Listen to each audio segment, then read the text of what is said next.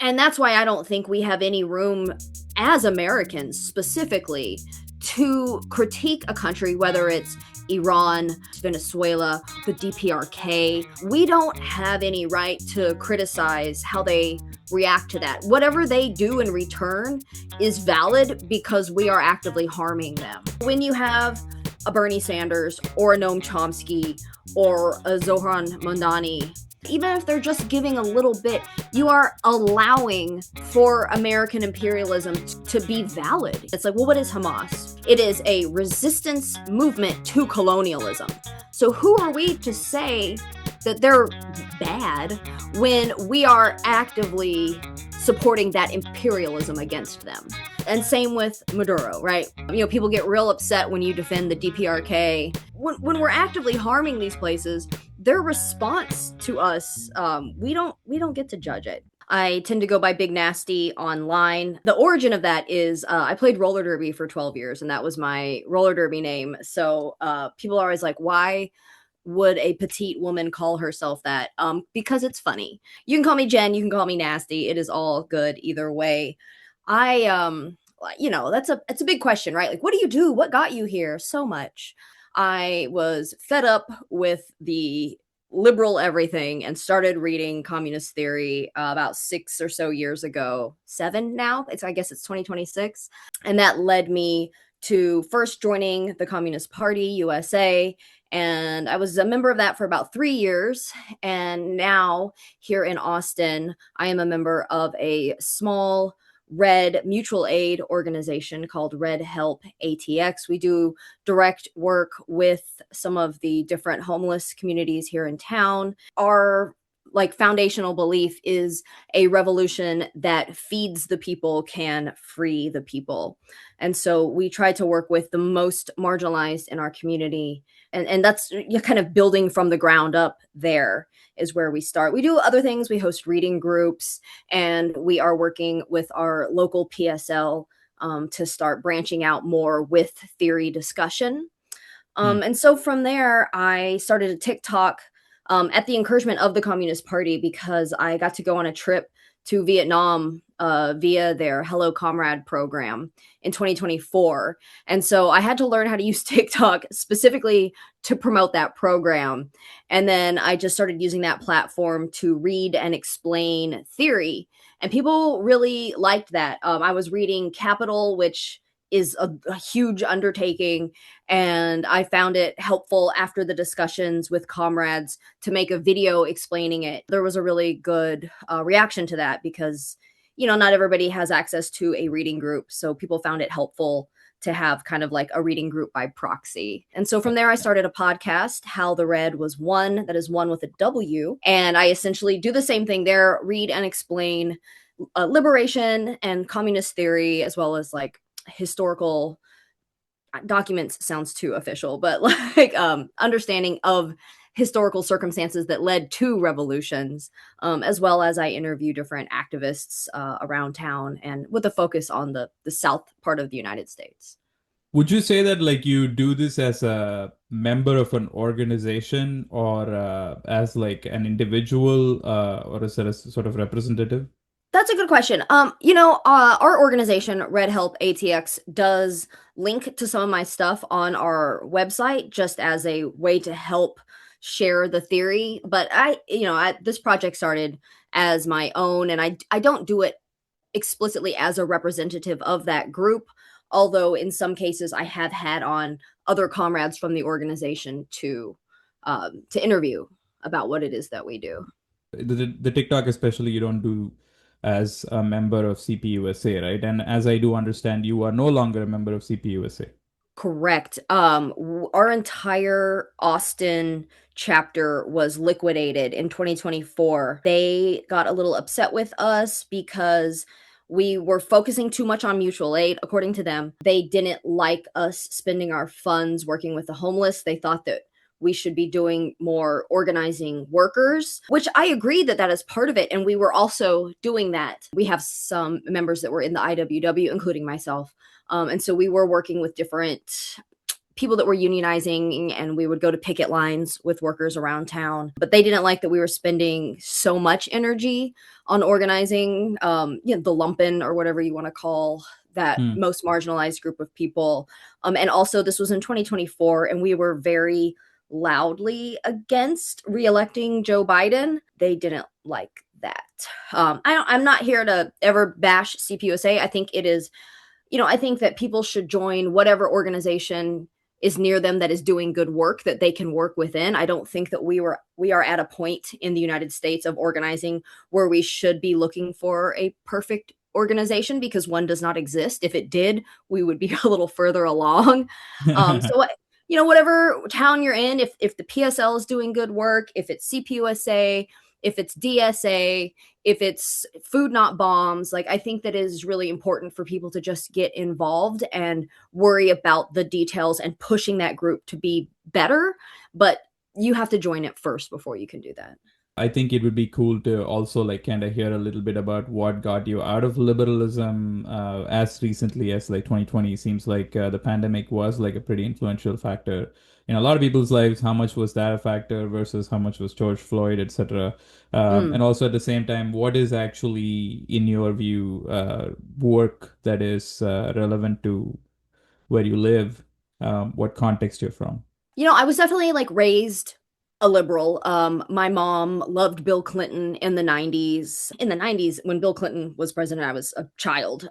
So not super involved in any of that. I liked that he played saxophone with Fleetwood Mac. I thought that was cool. But that was like the extent of really caring about that. And even in 2000, I was 17, so I wasn't old enough to vote against George W. Bush.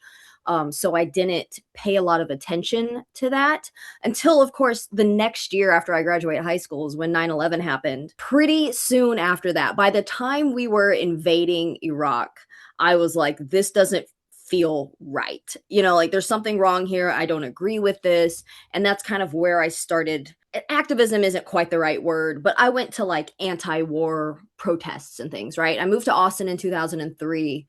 I'm from Texas, Waco, Texas, so not that far away, but I moved to the bigger city, the more liberal city, and got involved immediately in anti-war stuff as well as queer liberation movements here. I'd have to look up the exact date, but it might have been in like 2005 or 6 that Texas passed a constitutional ban on gay marriage, which essentially acts as a trigger law. So in case Obergefell ever does get overturned, immediately it'll be banned again in Texas, much like we had the same thing for Roe when Roe was overturned. So I've always been involved in anti-war, pro-queer liberation, and the pro-abortion movement.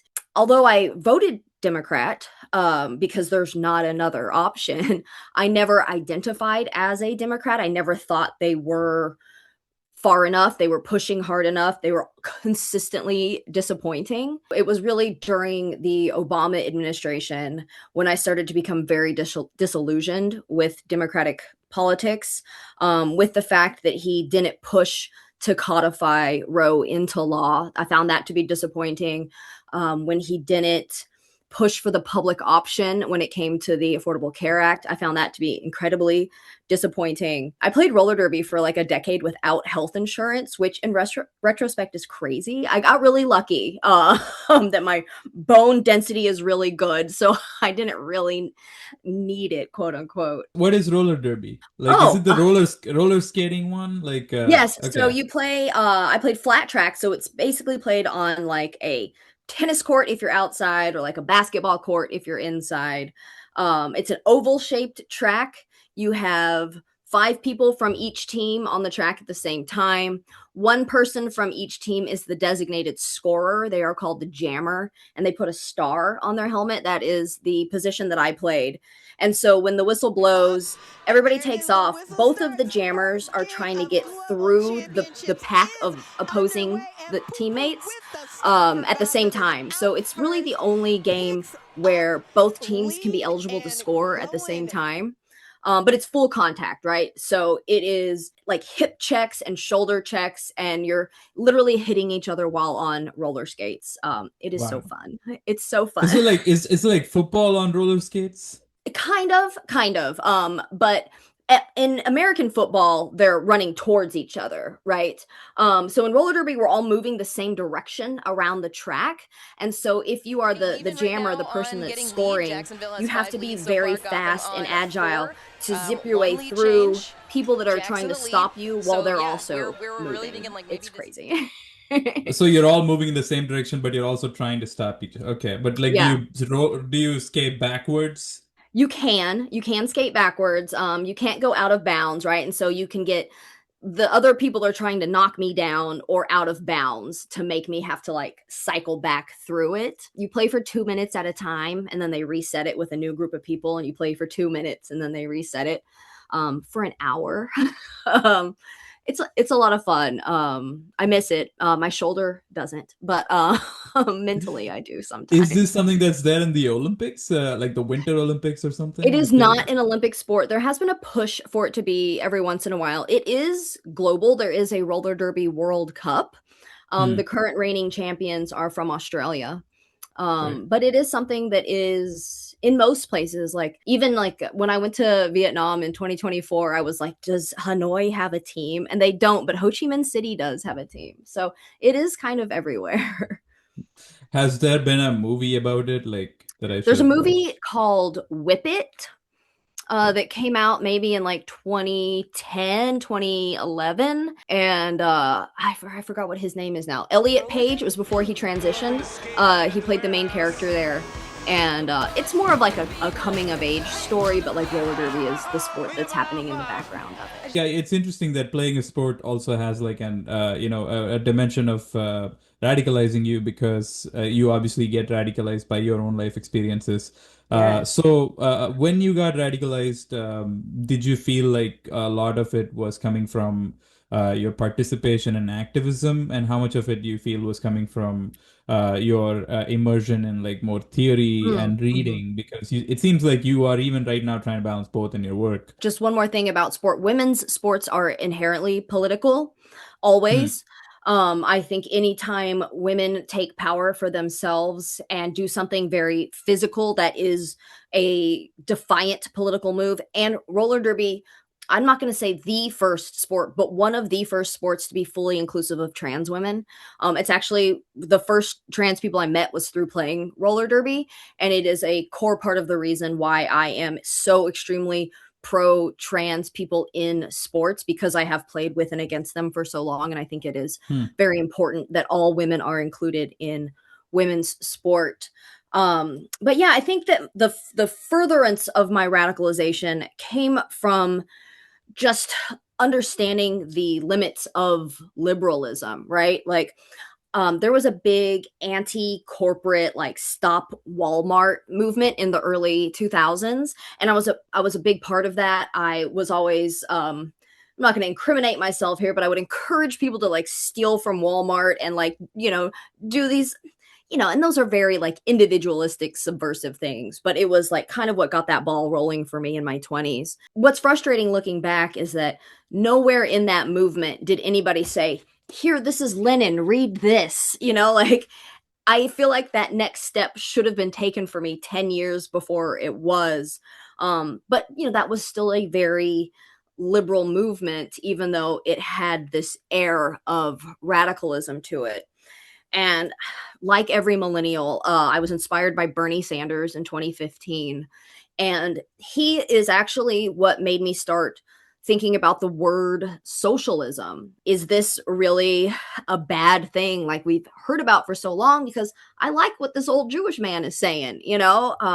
So, really, like the use of that word becoming more mainstream is what led me to finally pick up a copy of the Communist Manifesto in 2019 and go, oh. And I don't think the manifesto is the best introductory text because it is very of its time, I think, in a lot of ways. And it talks about like the Communist Party of the time. And like that's a little confusing for brand new people.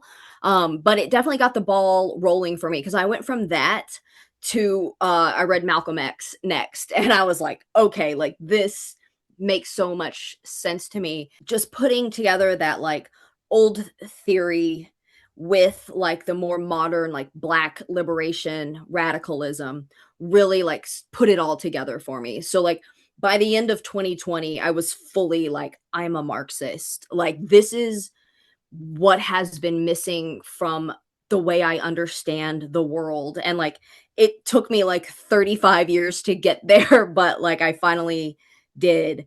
And I've not looked back. You know, I have this insane overflowing bookshelf now. And I pushed theory so hard on everybody now. This actually brings me to the topic of the day, which is, I saw you talking about Parenti's inventing reality, especially in light of all the Chomsky stuff that has come out. I always remember, seeing him as like this sort of Santa Claus for Mm-hmm. the U.S. left.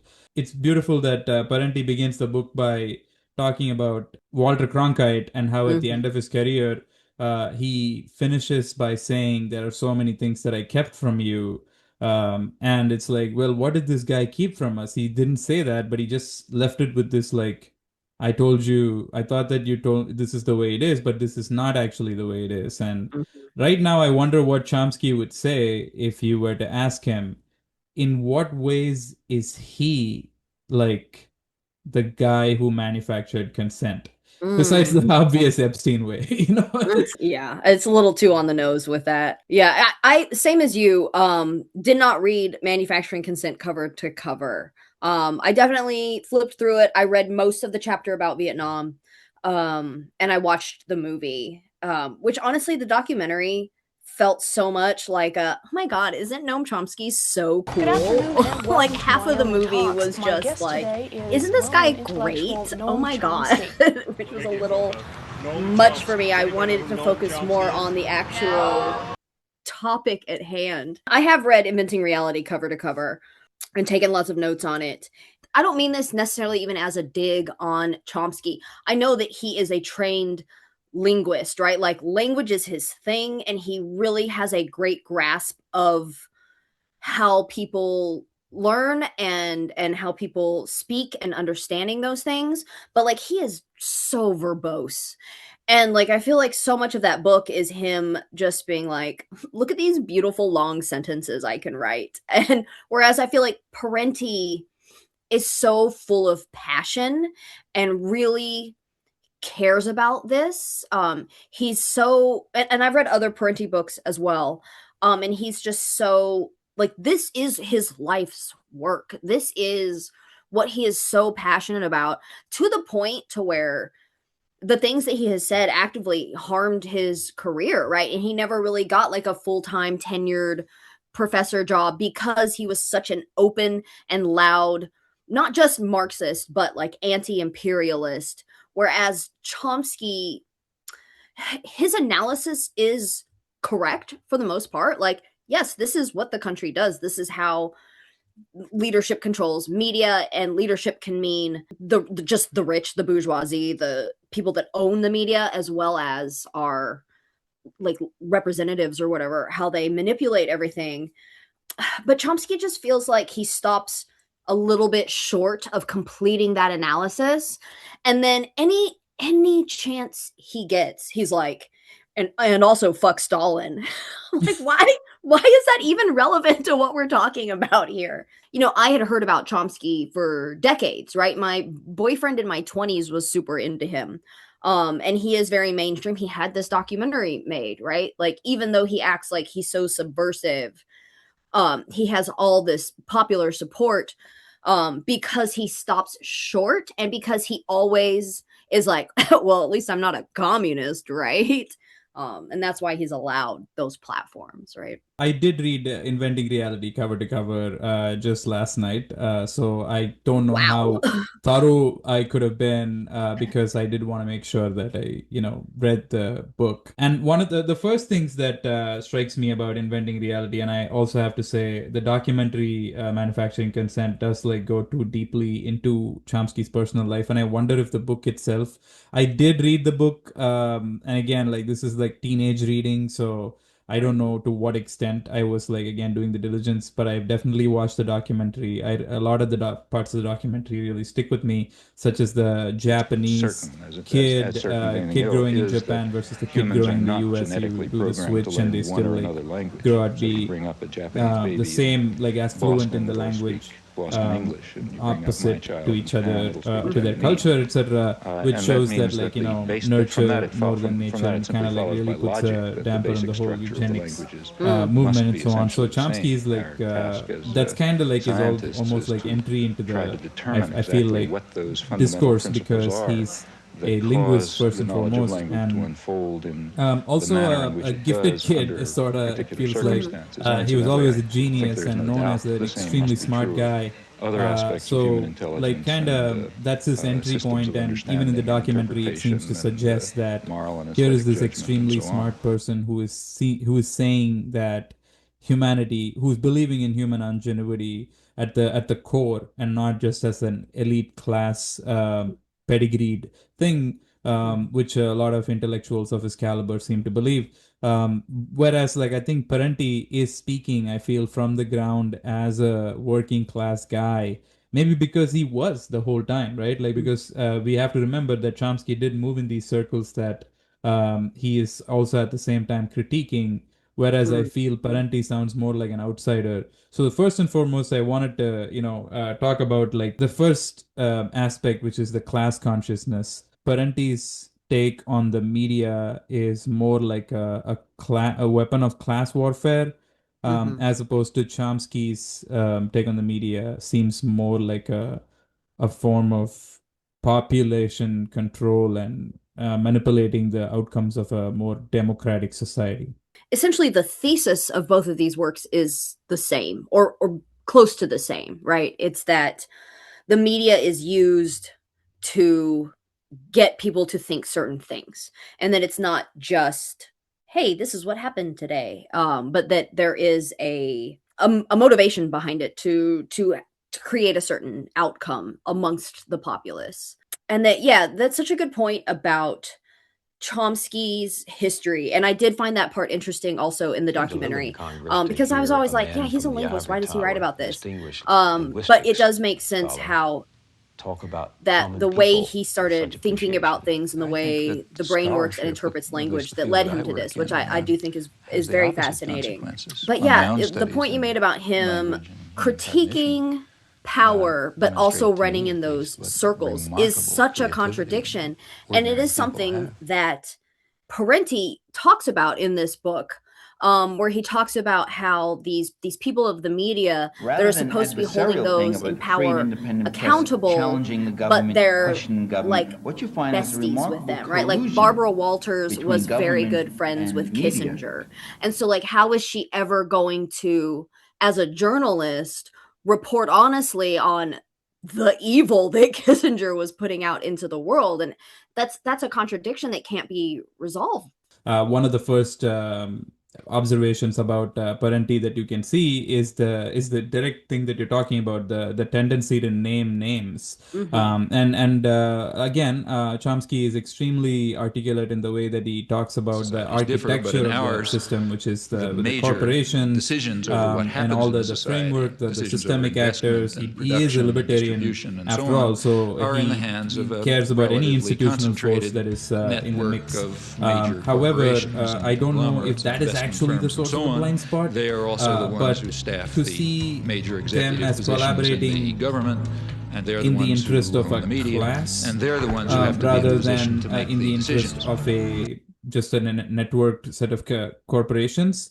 I Hmm. wonder if it's a significant point of difference, and I think that that's what Parenti seems to do, where he names names Diane Sawyer. of people. Diane Sawyer is a very I good think case. She he worked mentions in the Nixon Diane Sawyer administration. When Nixon got at some kicked point. out It's kind of of office fascinating, in especially because disgrace, Chomsky also happened to resigned, name she names went like off with Steve him to San Bannon Clemente recently, and but stayed there for he 2 was years seen in pictures with with Pat him. and Dick to So help him again, write his I don't know if that's like necessarily autobiography. even. I mean, you could And name names then and she still be, came back schmoozing with them. out of government and Inventing then is in the reality media now seems and to works for go a ABC. significant amount into calling out the specific, as you pointed out, Barbara Walters, Kissinger, etc. Chomsky here seems to suggest more of like a human rights angle where it's like you're being deprived the truth and you kind of need to wake up, as opposed to Parenti saying you are being exploited by a class that wants to keep you poor, which I think is, again, I don't know if it's a distinction that I am making or if it's a distinction in the author's approach themselves. Chomsky talks a lot about in a democracy and is fully believing that we live in a democracy. And he has some critiques about it. And it gets into it in the documentary where he's like, it is a democracy, but it's not a full democracy. Like it's, I mean, we know what we live under, right? It's like a representative democracy. We're only involved so much as we vote for the person, but we don't really get to choose that person. But he stops short again of like, who is choosing that person and why? Whereas Parenti is fully like, we live under a dictatorship of capital, like straight up, like we don't have any choice here. And this illusion of choice is literally like what this whole book is about, is like breaking that down and explicitly calling out like, these companies own these news stations, and that is why it is this way, right? And both of these books, Inventing Reality was first published in 86 and then republished in 91. Manufacturing Consent came out in 88 and the movie came out in 92. And so, especially when reading Inventing Reality and looking at in the 30 years since then, the way those media companies have been even further consolidated, right? To where in this time it might have been 20 different companies and now it's like 5.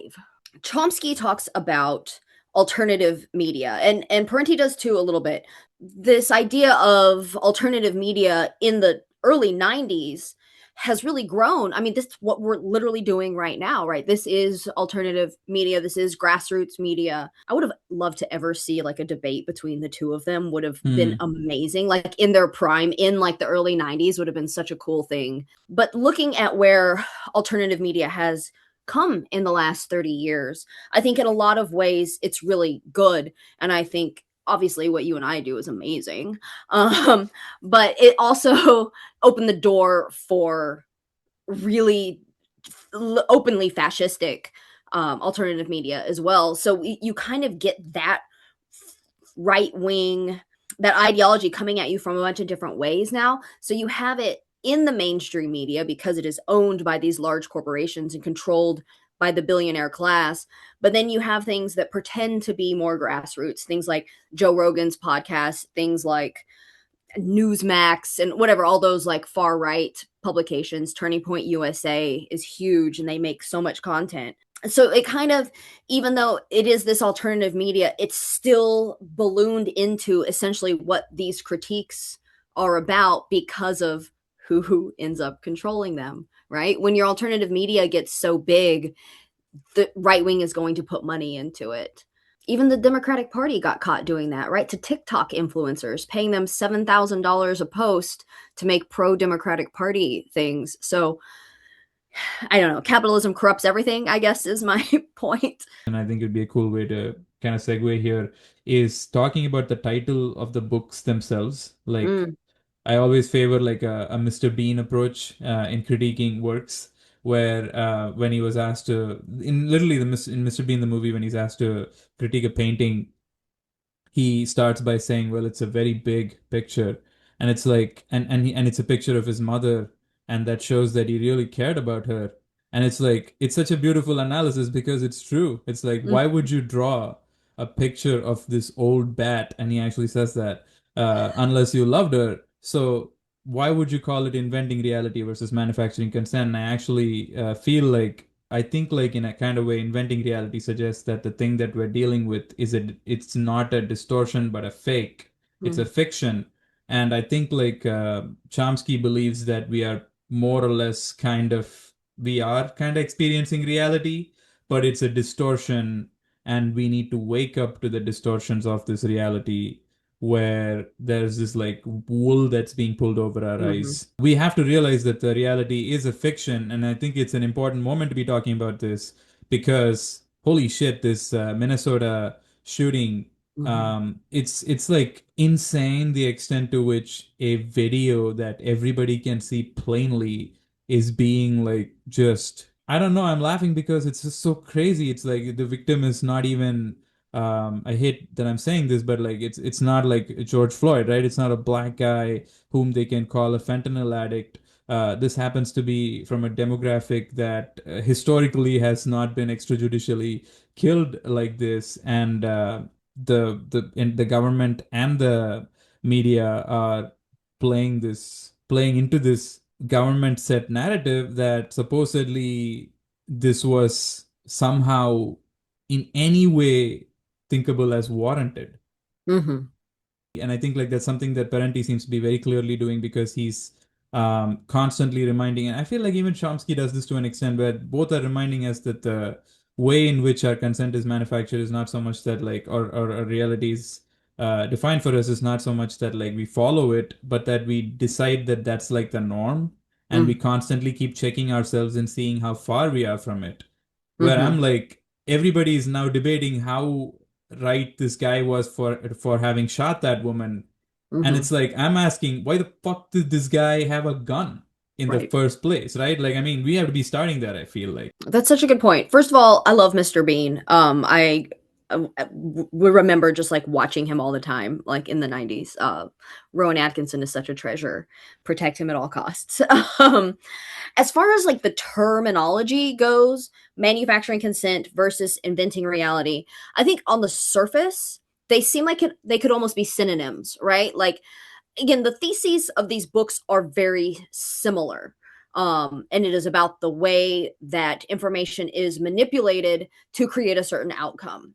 The way I think that Parenti takes it a step further, and obviously I'm biased because I prefer a Marxist analysis of anything. I think it is the correct way to look at things. And so I understand that I'm coming at it from that bias, but we all have biases, and so that's fine.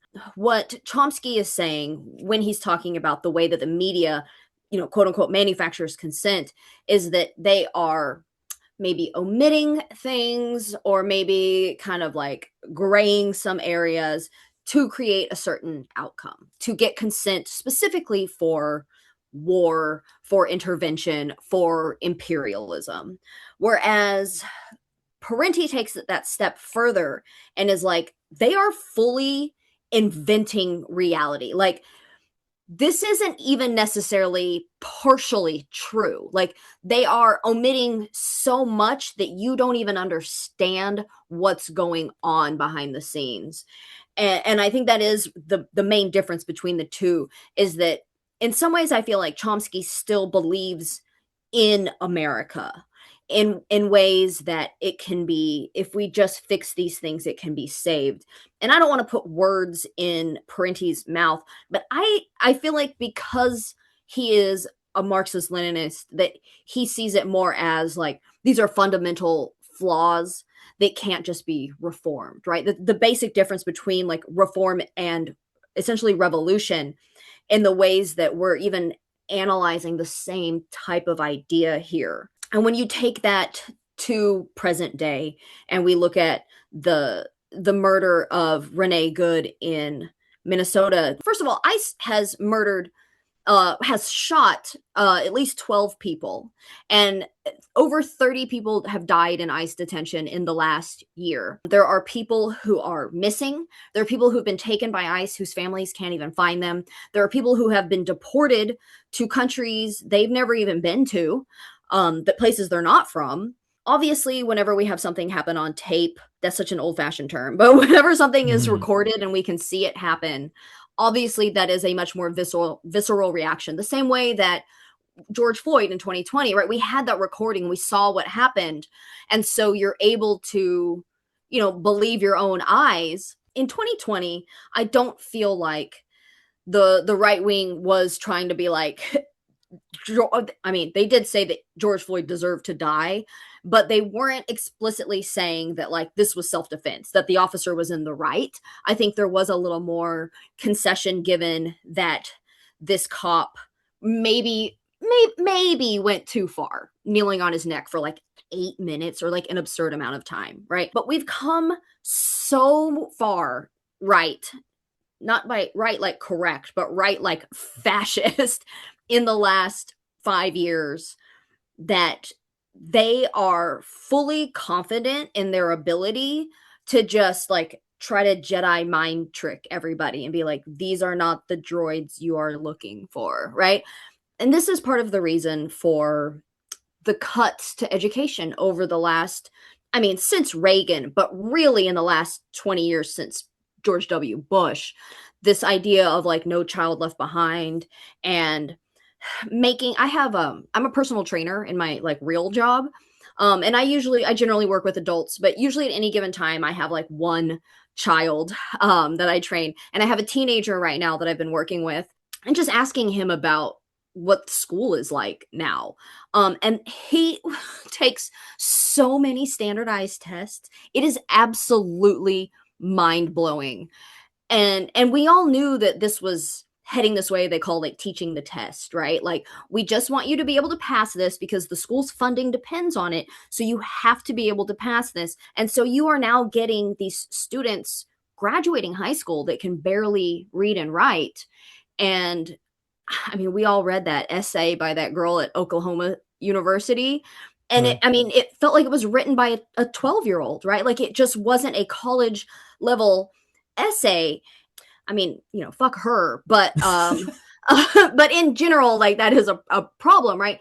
And like this dumbing down of our society is on purpose, right? It is so that we can't read Marx, because Marx is not easy to read. And so if you keep people reading at like a sixth grade level, they're never going to be able to liberate themselves. And so keeping people uneducated really makes it so much easier for them to say, actually, no, she deserved it. She attacked that ICE officer. And people just aren't even capable of critical thinking at this point, right? Because we have just stopped teaching them how to do that. And it's really terrifying seeing these kids that grew up under this now become adults and not able to reason for themselves. It's absolutely terrifying. And you don't even have the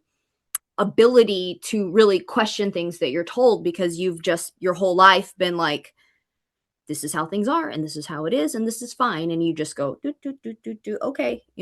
I saw this video of this Nick Shirley guy, the guy who was going around in Minnesota, hounding Somali people, trying to see what they were up to, and like he asked what's benevolent when somebody said benevolent, and he's like, what's benevolent? And it's like, this is the guy who's like calling Somali people as having like sub 100 IQs and stuff like that. So it's kind of fascinating. Like, what with the CBS takeover and everything, the fact that this dude is being recommended. I think Vance was recommending him for a Pulitzer. Funny, even Parenti writes about Time Warner. I think he writes about the Time Warner merger in the book, and it's now like we've come so far away from that. I think it might be Chomsky's like one little concession to an authoritarian, a communist state that he might call authoritarian or totalitarian, is that like the public is actually less propagandized there because they are less likely to believe the harsh, the kind of larger than life image that the state seems to be portraying. Whereas in a liberal democracy, the kind of propaganda, the Kool-Aid is much more potent because you don't even think that you're under control. Like anybody says, like, what, I have free will, but actually you kind of don't.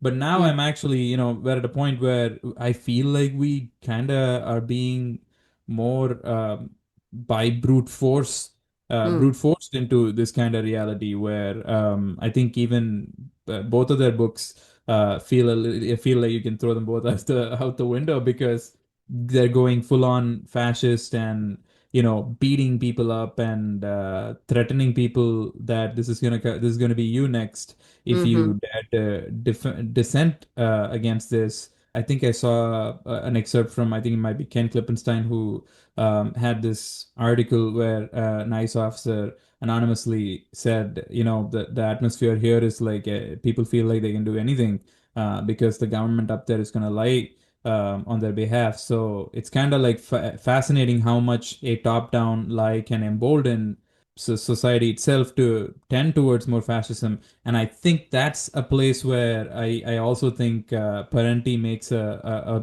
firmer connection between fascism's like tendency to be appeal to a more like populist Mm, economics, and like by making the salt of the earth, so to say, hmm fight against the immigrants and the people who are taking their jobs and so on. Whereas I think like I mean I wouldn't say that Chomsky is not doing that, but I feel like Parenti more explicitly does it, and it hmm seems to be what's happening, that like you either join forces with people who are snitching on their undocumented neighbors, hmm or you get shot in the face. Mm. 2 points I'd like to add to what you just said. Chomsky in the documentary is talking about, he's essentially a free speech absolutist. He talks a lot about how he thinks that people who disagree with him should be allowed to speak because he disagrees with a lot of people and he wants to be allowed to speak. And I get that, but I think Parenti is more correct. It's not in this book, it's in a speech of his where he's like, the day after the revolution, the liberals will be like, well, what about the fascists? Can't they have their magazines? And he's like, no, we are denying speech to those who want to oppress us. I think that that is a fundamental difference between a communist and a liberal, or a communist and an anarchist, right? Is that the liberals, because it's an incomplete analysis, this idea of free speech is beautiful in theory. And I get the idea that, like, I disagree with you, but I will fight for your right to say it or whatever. But Parenti is, I think, more correct in that by being a fascist, you have given up your right to free speech. And I fully agree with that. I don't think that these people who are openly racist and, Islamophobic and sexist deserve a platform at all. So that is a fundamental difference between the two of them.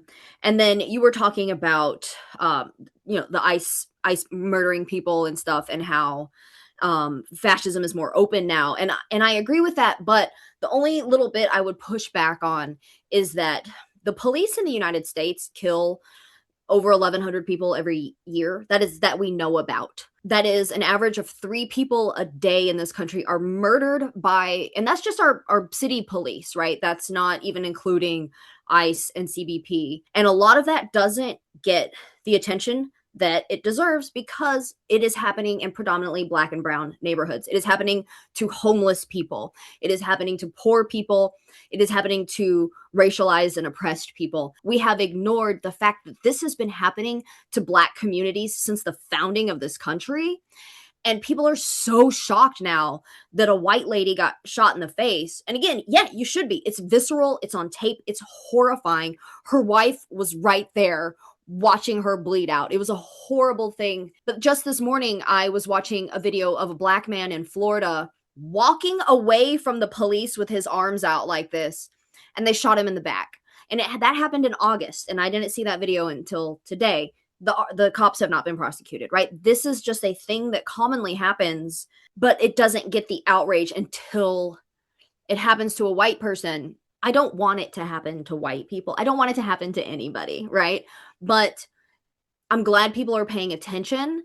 And I just hope that we as a society are able to see what happened to Renee Good and understand that even though this is extremely tragic, it is not special or different than things that happen every single day in this country. And I need people to watch that and internalize it and know that it's not just ICE, but it is this entire system of policing that we live under. I agree with George Jackson when he wrote Blood in My Eye about how fascism has been here, right? As a Black man in the, I think he was killed in 1971 in prison. As a Black man in the 1960s, late 1960s, he saw this happening in his community all the time, right? And that sure as hell felt like fascism to him, right? And when he got locked up, that's when he started reading communist theory, and he developed the language to explain it, right? And to understand that this isn't going to change until we make it change. And white people finally, and again, not in a positive way, right? But it finally coming back around to white people, if that's what it takes to get us organized to actually create systemic change, then we should use this horrible thing that happened as a catalyst for good. Well said, and also a direct, I feel, tie into another point of distinction. I don't know if it's going to be the last one. Like, I feel like Chomsky comes across as a dissident, like an individual human rights, a dissident, and performing at that level. And I feel like Parenti seems like a class agitator. There is this tendency to, as you said, sloganeering, to believe that just because I articulated, and even like this brings me to the to the point of Zoran Mamdani, whether it's this killing, whether it's that protest, and so on. On one level, I feel like I think I can kind of see what he's doing to an extent where I see that like some of the things that he's condemning, he sees that as like it's just words on one level. Like, who gives a shit if he's condemning a chant that we support Hamas. And does that mean that he doesn't support Hamas? That he publicly condemns it? Maybe he does. Maybe he doesn't. Who cares? What are his actions, etc. But at the same time, the dissident's perspective ends with just saying the truth, articulating it, and hoping that that leads to something. Whereas I feel like the class agitator is saying more like, here is the truth. Doesn't this piss you off? Should you not be doing something about it? Shouldn't you be going and joining your organization and fighting against this thing that we have clearly articulated? I think Zohran Mondani seems like an extremely likable person. I think if I ever met him in real life, I'd be like, "Oh my god, I love this guy. He's so charming, he's smart, he's funny, he's good looking." Again, I don't know the man. I don't live in New York. I think that he at least seems like he cares, right?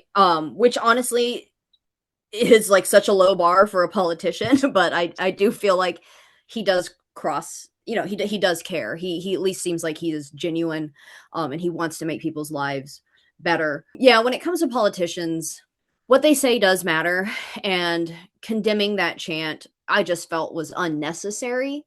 Like, who was in his ear that told him he needed to say literally anything? Because he condemned the chant without also condemning the fact that they are selling land in the West Bank and to like steal people's homes in Palestine. And I feel like if he was going to say the one thing, he really needed to say the other thing. Otherwise, it just feels unnecessary and like he's siding with the oppressors. And now I know when somebody asked him at a press conference about it, he did say, "Yeah, I know, I think it's wrong to sell this land in the West Bank, but he wouldn't have needed to be asked that question if he had also like tweeted that or whatever." I saw somebody post that he actually has full power to stop that from happening completely.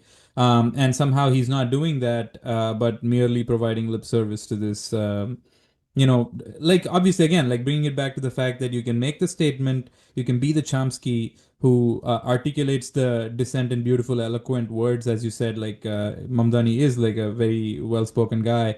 And I think like not definitely not picking on him, but essentially pointing out a sort of almost like logical limit in US politics where you're allowed to say certain things. Again, Chomsky, if you were to ask him, in what ways have you been your own like Walter Cronkite? If I could ask him a question, I ask him, what do you think that like you did not say? And I definitely think you had a point there with the Cold War stuff, because that I think is like a final point of distinction between the two of them, where he has to disavow every, like, I'm pretty sure like he would be right now if he could be speaking, saying something against the Iranian government, and even about Maduro. I'm not sure where he really stood. He would definitely, I feel like, have said something against the abduction, but also again like providing the cover for the equal, both sides are bad. argument. Parenti has on his side the immortal science of dialectical materialism. So when he is looking at a situation, he is able to come back to that. Where did this come from? What did it develop from? What does it serve? Whereas a Chomsky, or even, somebody like a Bernie Sanders, who was like, let me be clear, Maduro was a dictator, but we shouldn't have done that, right? And it's like, why do you have to even qualify? Like you are giving room for imperialism.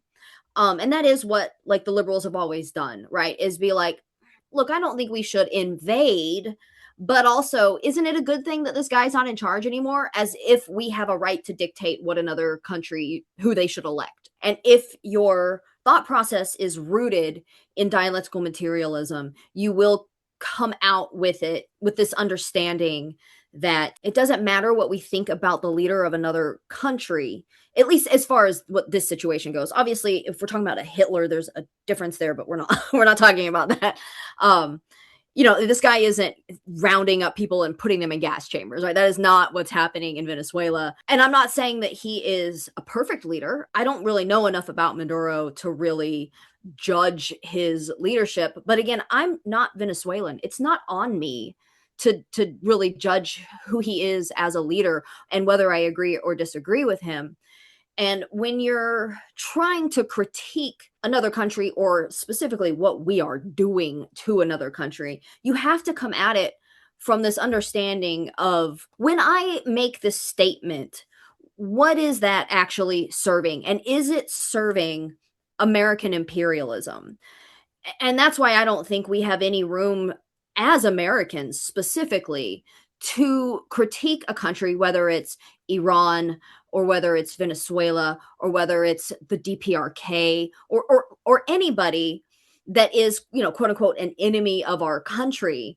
When our country is actively sanctioning, bombing, and harming other people, we don't have any right to criticize how they react to that. Whatever they do in return is valid because we are actively harming them.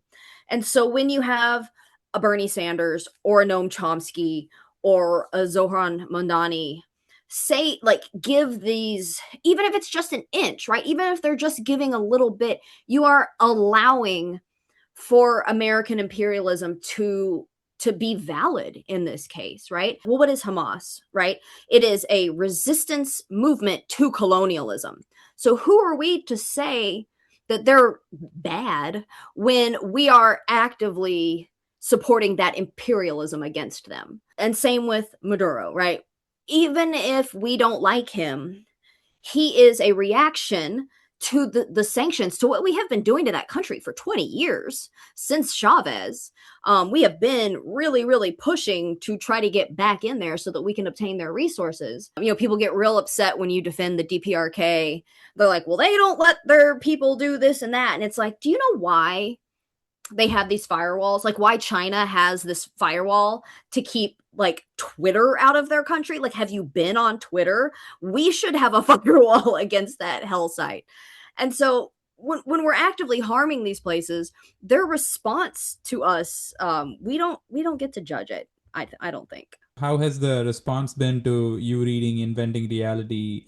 Has there been any interesting reactions from your audience? Have you, managed to, and especially you could even get into your work as a personal trainer, and like, have you been able to hook anybody up with some leftist literature? I saw you reading Washington Bullets, and I was like, I remember back when it came out, I talked to Vijay Prashad about and had him outline the 9 steps that he does for regime change for Evo Morales, because that book did not address that. And that was the coup at the time. And right now, I feel like, again, that's also a book that I feel like you got to throw out the window, because the US straight up went in and just abducted a guy. It's not even like somebody had to go into the embassy and like create a whole fake revolution and whatnot. Right. So again, like, it's just kind of, I feel like we're living in these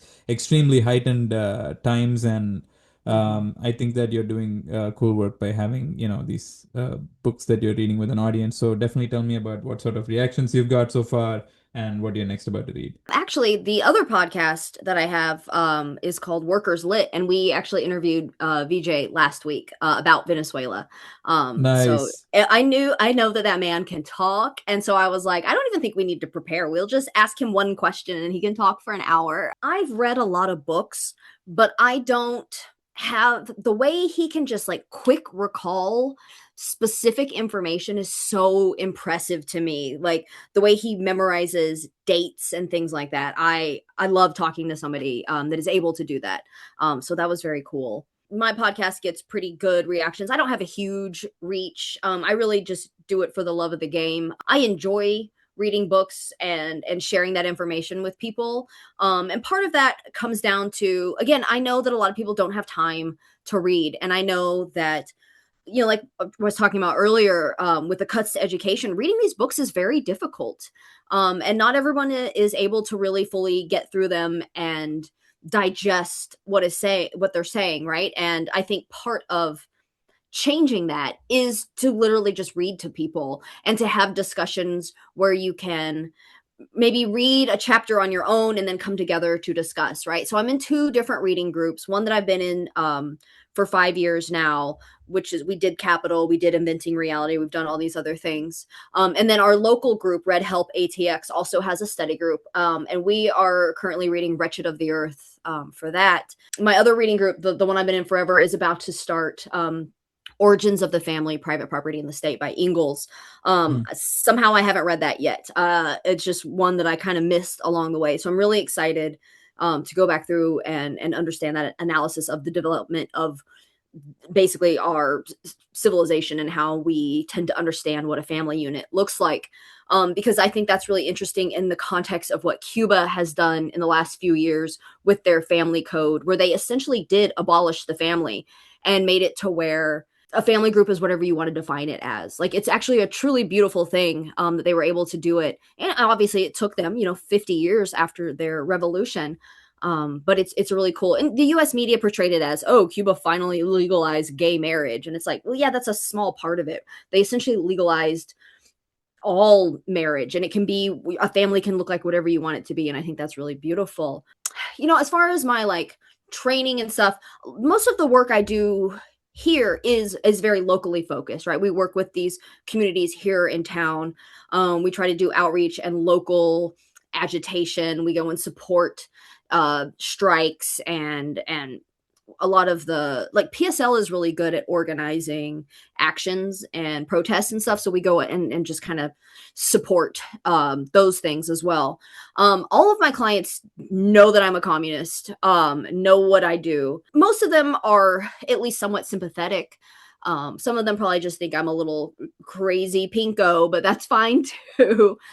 Because I think, like, when you have people in your life that you know and that trust you for different reasons, right? These people trust me to not hurt them physically, right? To help them get stronger, to help them do things like with my older clients, literally like get on and off the floor easier, right? These basic activities of daily living that are so important as we age. There is a lot of trust involved with someone that helps you move your body and get uncomfortable. If it's someone that's trying to, change their body, maybe lose a little bit of body fat or whatever, there is a huge element of trust involved in and being vulnerable with the person that is helping you move your body better. And so, like, building off of that, like, they know that they trust me and that I'm a good person. So, like, maybe my radical politics aren't actually that radical. And I have clients that have listened to some of my podcasts. They pick and choose, right? I interviewed my mailman like a year ago about like the letter carriers union. And I have a neighbor that works out with me. She's like, oh, I listened to, the podcast with Kevin, our mailman, and that was really cool. And so, like, these little ways that this stuff can kind of seep out, I find to be extremely important.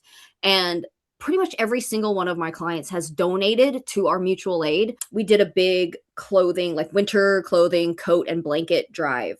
And my garage is like overflowing with clothes that people have donated. And even I have a part-time job. I coach boxing at an all-women's boxing gym. And for 3 years now, they've let me put out a box and collect. and the community is just so generous. Again, most of these people know kind of what my politics are and find that interesting. At least a lot of people are like, I've never met a communist before, and I'm like, hi, I'm normal, you know. And I think that the fact that I am pretty extroverted and like am very willing to talk to people, and I like talking to people about these things, is really helpful. And so I've kind of automatically been like the face of our organization, because I'm just happy to do that and I like to talk.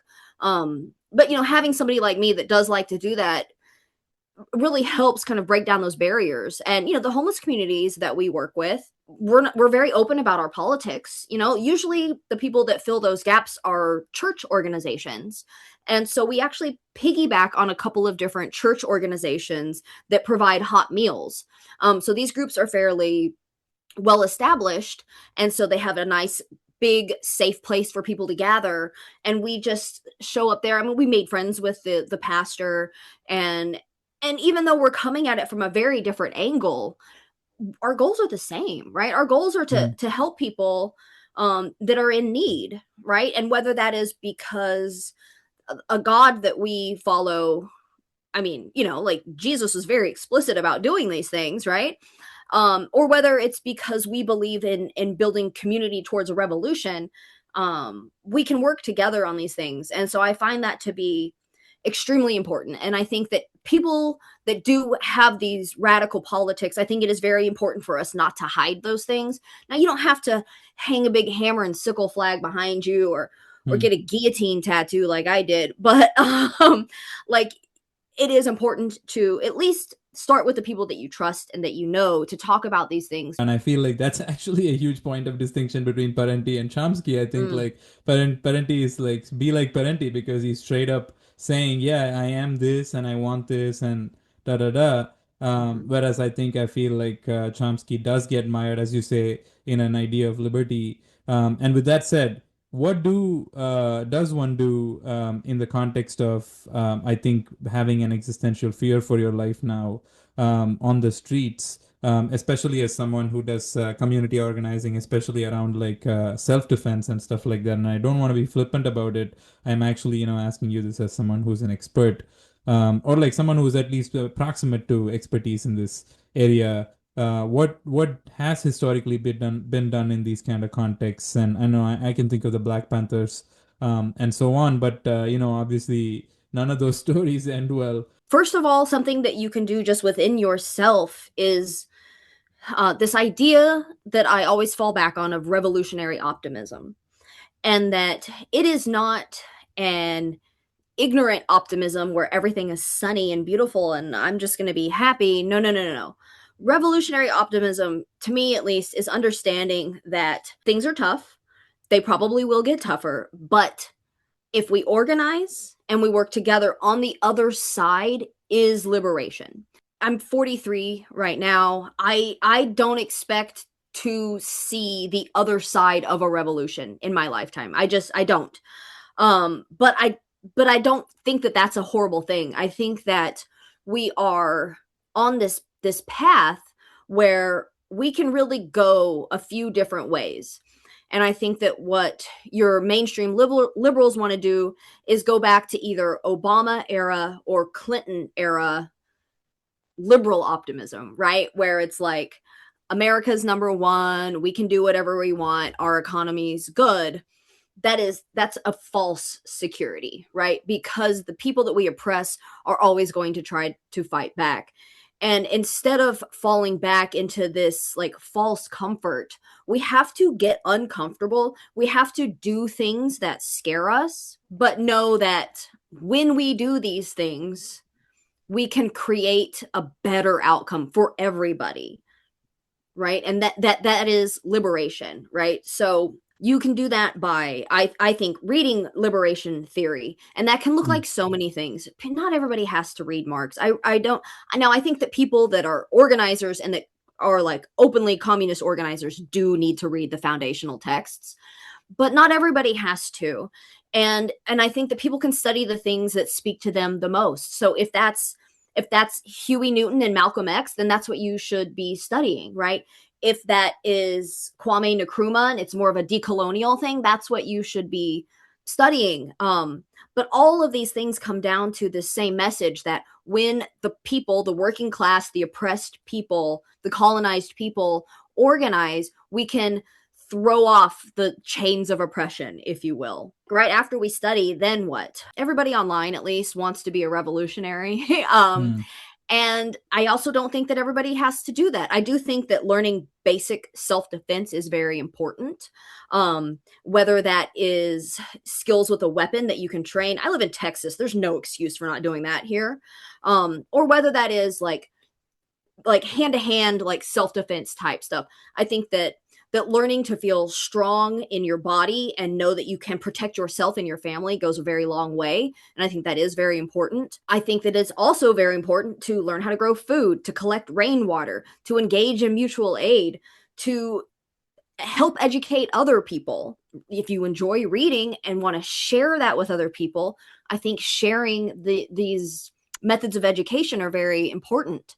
Something we've been looking into doing locally is to expand our reading group into a adult literacy program with a focus on reading liberation texts. And that is also something that the Black Panthers did, right?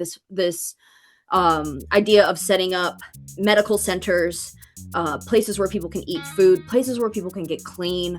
Our situation is obviously different than the 1960s, but in a lot of ways it's the same and just like worse. Like we just have more people in need and it looks a little bit different. But not everybody has to be a revolutionary soldier. And in fact, most people don't have to be. There are so many support things along the way, whether it's you can mend boots or make clothes or fix machinery. Like, we're gonna need all of those things. And so find something that you're good at, that you're passionate about, and organize with other people who maybe have similar or different skills, so that as a collective, you can fill all those gaps that are needed in your community when the time comes.